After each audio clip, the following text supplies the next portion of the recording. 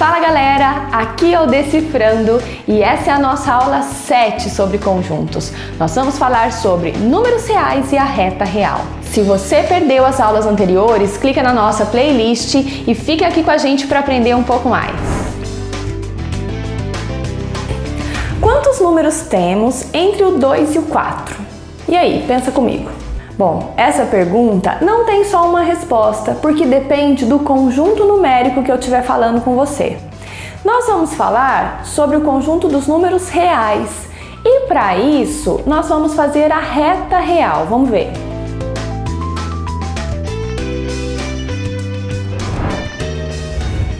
Bom, o que acontece?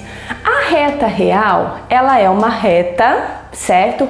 Ela vai ter a origem que é associada ao número 0 e à direita do 0 nós teremos os números reais positivos e à esquerda os números reais negativos. Veja, o 0 está associado à origem, tá? Então nós vamos colocar ali a letra O e todos os outros números reais vão ser representados por pontos dessa reta. Perceba que eu coloquei aqui apenas alguns números do conjunto dos números inteiros. Mas se isso é a reta real, aqui estão todos os números reais. Por exemplo, se nós pensarmos na raiz quadrada de 2, que nós sabemos que é aproximadamente 1,4, nós podemos dizer que por ali está a raiz quadrada de 2.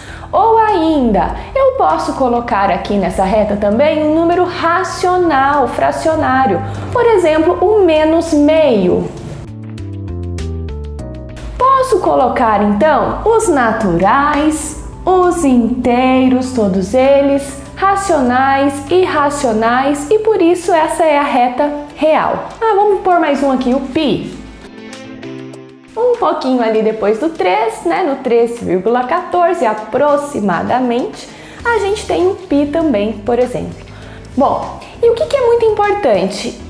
Na reta real, nós vamos perceber que quanto mais à direita está um número, maior ele é.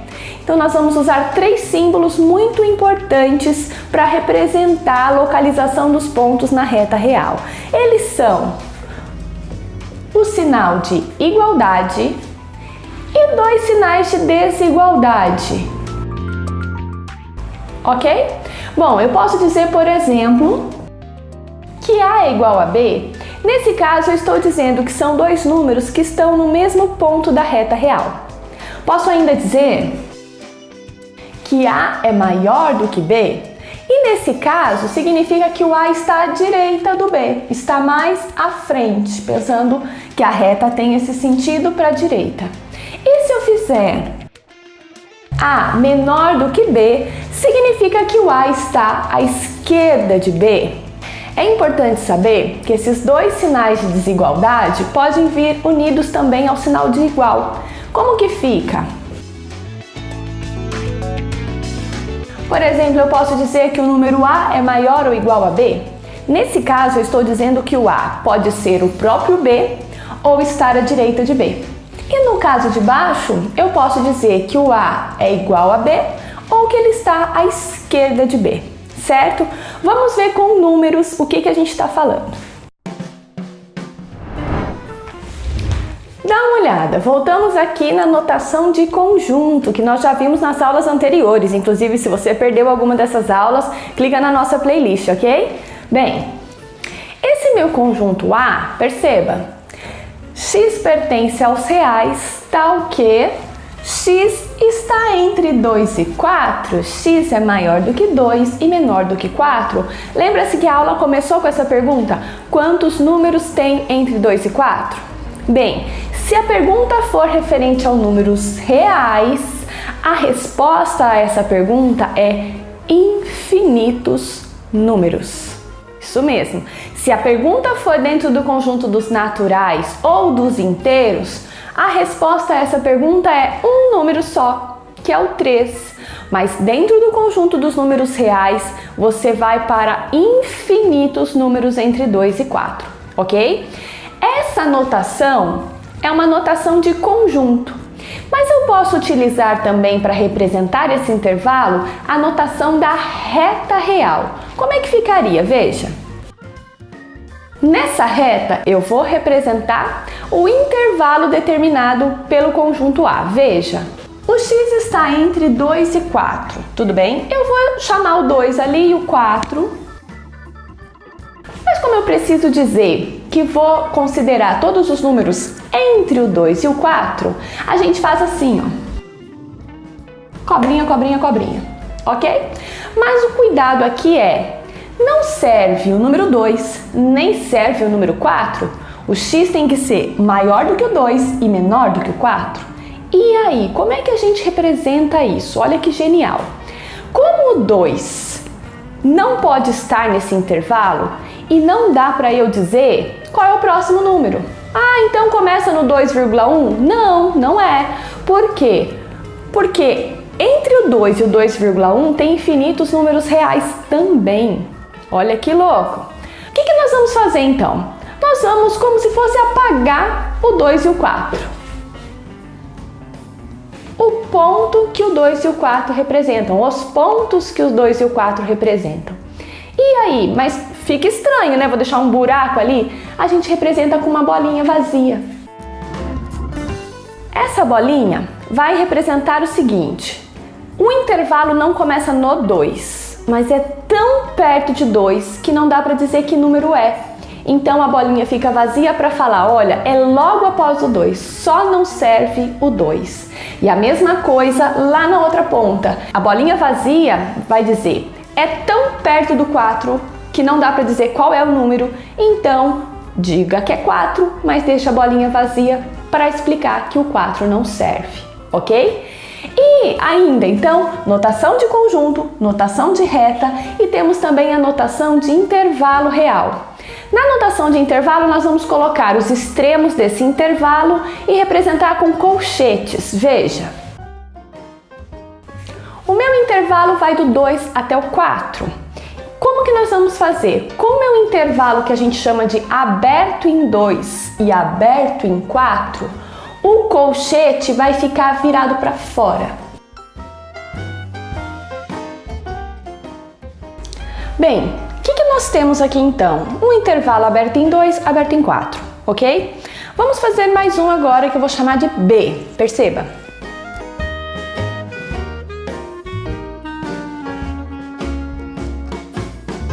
O que nós temos agora? Nós temos o intervalo B, onde o x é maior ou igual a 3 e menor do que 5, dentro do conjunto dos números reais, ok? Bom, vamos fazer a notação da reta. Você já deve estar percebendo aí um pouco o que vai acontecer. Eu preciso identificar um lugar para o 3 e um para o 5. Como eu quero intervalo entre o 3 e o 5, cobrinha entre o 3 e o 5, ok? Agora vamos lá. Lá no 5 não tem sinal de igual, foi do mesmo modo como aconteceu ali em cima. Então, como tem que ficar a bolinha ali? Vazia, muito bem, então vamos ver. A bolinha vazia dizendo, olha, esse intervalo vai muito perto do 5, mas não serve o 5. Agora, e no caso do 3? O 3 pertence a esse intervalo? Pertence, olha só, porque eu quero x maior ou igual a 3, então serve o 3 está no intervalo. Então a gente vai destacar a bolinha do 3. Perceba, nós temos então o 3 pertencendo ao intervalo que vai até antes do 5 e aí a gente deixa a bolinha do 5 vazia. E no colchete, como vai ficar? Bom, como o 3 faz parte do intervalo, o colchete do 3 vai ficar do modo tradicional, vai ficar fechado. E o 5, como está fora do intervalo, o colchete não vai abraçar o 5, ele vai ficar virado para fora, certo? Importante, em alguns exercícios, alguns livros que você pode ir aí estudar, o intervalo aberto também pode ser representado por parênteses, ok? Então, se de repente você deparar com algo desse tipo, é igual, tudo bem? É a mesma situação que nós temos, fechado em 3, aberto em 5. Então depende um pouco do livro que você estudar, ou do vídeo que você assistir, ou do material que você estiver usando para estudar, tudo bem? Bom, o intervalo pode ser então fechado à esquerda e aberto à direita, ou aberto à esquerda e fechado à direita, tudo bem? O raciocínio vai ser o mesmo. Eu vou fazer um fechado à direita e à esquerda, mas agora eu vou fazer diferente. Eu vou começar pela notação de intervalo para a gente poder trazer para as outras notações. Veja. Bom, o que nós temos ali? Um intervalo real fechado em 2, fechado em π, significa que eu considero ali todos os números reais, do 2 até o π. Tudo bem? Então, por exemplo, o 3 está nesse intervalo? Sim, porque o 3 é menor do que π. A raiz de 5 está nesse intervalo? E agora? Bem, como a raiz quadrada de 5 é 2 e alguma coisa, não é só a gente pensar que a raiz quadrada de 5 está entre a raiz quadrada de 4, que é 2, e a raiz quadrada de 9, que é 3. Então, raiz quadrada de 5 está entre 2 e 3, é 2 e alguma coisa, ok? Então, ela também está nesse intervalo. Então, quando eu representar na reta, como que fica a bolinha do 2? Observa ali, cheia ou vazia? Cheia. E o π? O π lá à direita do 2. Não precisa de régua, tá? Não precisa sair medindo. Você precisa apenas obedecer a reta real, que é quanto mais para a direita, maior o número. Tudo bem? E aí? E aí que eu vou representar todos os números entre o 2 e o π. Vamos dar a cor para ficar bonitinho. E vai ficar na notação de conjunto como? Veja, x pertence aos reais, que mais? 2 e o π. Tá certo?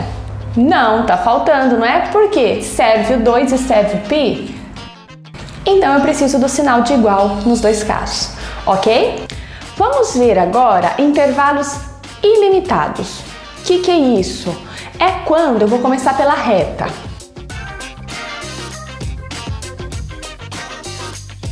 Nesse caso, nós temos um intervalo ilimitado, ok? O que é um intervalo ilimitado? Veja, ele começou em menos 3/5 e foi embora. Foi embora ao infinito e além, certo? Então, o que nós vamos fazer para representar isso na notação de colchetes, na notação de intervalo? Nós vamos colocar lá um colchete fechado em menos 3/5, que é o começo do meu intervalo, e como ele vai lá para o infinito no lado positivo, eu vou dizer que ele vai para mais infinito. Ellen, por que o colchete do infinito ficou aberto? Ficou mesmo. Por quê? Porque a gente não consegue ir até o infinito para fechar esse colchete, para pintar a bolinha do infinito, ok? Porque o infinito, gente, é uma ideia de algo que continua. Se você falar para mim, faz de conta que o infinito está aqui. Não, a gente dá um passo mais para frente e chegou mais à frente do que você tinha chamado de infinito, ok? Então não dá para dizer que eu vou parar lá no infinito, não se para, porque o infinito continua, né? O infinito é essa ideia de continua, de não para, tudo bem? É diferente do infinito que a gente usa na vida, eu te amo infinitamente. Não, esse amor é finito. Uma hora ele pode acabar, nem que seja depois da morte, ou sei lá, o que você pensa disso. Mas nos números, o infinito é essa ideia de que vai, tudo bem? Não para. Então, colchete do infinito é sempre aberto, ou ainda na notação de parênteses, tudo bem? Como a gente fez ali no fechado em 3, aberto em 5, ok? Bom, vamos só colocar agora esse intervalo na notação de conjuntos, para ver como que vai ficar. Como será que vai ficar agora esse intervalo na notação de conjuntos? Eu tenho o pertencente x pertencente aos reais, tal que, o que acontece? O x é maior ou igual a menos 3/5. Quer dizer, ele vai indo para o infinito. Mas aqui a gente não coloca o símbolo de infinito, a gente simplesmente diz que o x é maior ou igual a menos 3/5, ok? É assim, simples. Vamos só fazer mais um para fechar. Vamos lá. Eu quero agora x pertencente aos reais, tal que o x é menor que menos a raiz quadrada de 3. E agora? Ellen, mas eu não tenho certeza de quanto vale a raiz quadrada de 3, como que eu faço? Bom, você vai representar um ponto e chamar de raiz quadrada de 3, tudo bem? Eu sei que ele vale aproximadamente 1,7, mas como eu só tenho ele para representar, eu não preciso ainda pensar em posição, ok? Qual é o cuidado? Você vai representar menos a raiz quadrada de 3, e como eu quero valores de x menores, cobrinha aqui para trás, tudo bem? E um detalhe importante, intervalo aberto. Se é intervalo aberto, bolinha vazia. E na notação de intervalo, como é que vai ficar? Eu estou vindo do menos infinito e paro ali antes do menos raiz de 3, tudo bem? Então vai ficar aberto no menos infinito, porque eu não vou ter condições de ir lá no menos infinito fechar, e aberto em menos raiz de 3. Bom, então deem uma olhada nos casos que nós temos, lembrando, intervalo aberto e intervalo fechado, tudo bem? Lembra que eu falo aberto à esquerda e à direita, fechado à esquerda, aberto à direita, tudo bem? Ou fechado à esquerda e fechado à direita. E esses dois últimos, lembre que eles são intervalos ilimitados. Por quê? Porque vão para o infinito, ou à direita ou à esquerda. Beleza? Revisão rápida para vocês, veja. Então veja um resuminho rápido pra gente. Intervalo aberto, intervalo fechado. Se o intervalo for aberto, na reta real, bolinha vazia. E se for fechado, na reta real, bolinha cheia. Que mais? No intervalo aberto, na notação de conjuntos, você vai usar o símbolo de menor que ou de maior que. No intervalo fechado, na notação de conjuntos, você vai usar os símbolos de menor ou igual, ou maior ou igual, certo? E ainda, na notação de intervalos, você vai usar para o intervalo aberto, colchetes abertos, e no intervalo fechado, colchete fechado, abraçando o número que faz parte daquele intervalo. Beleza? Na próxima aula a gente vai falar de operação com esses intervalos, então fique ligado. E essa foi a nossa aula 7 sobre conjuntos, a penúltima aula sobre conjuntos. Se você curtiu, não deixe de dar o seu joinha, se inscreve no nosso canal e lembre-se, a gente tá junto.